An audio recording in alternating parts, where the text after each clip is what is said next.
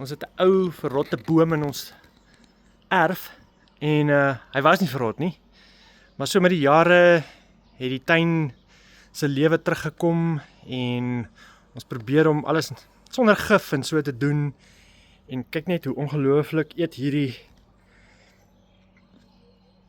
mycelium die boom op.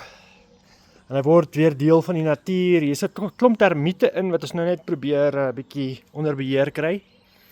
Maar dit is net ongelooflik as 'n ou die natuur toelaat wat dit kan regkry.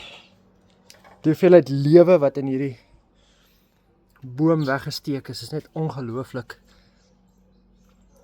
Dit is alg en mos en klein wurmpies, 1000 pote, 100 pote, aardwurms.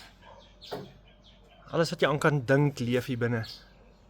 Verskriklik baie, lyk amper soos miskien springtails. En dan is daar 'n klomp sap en goed wat ook nie van die boom afkom nie, maar vanaf die goeders wat hom verteer en opeet en nuwe lewe gee.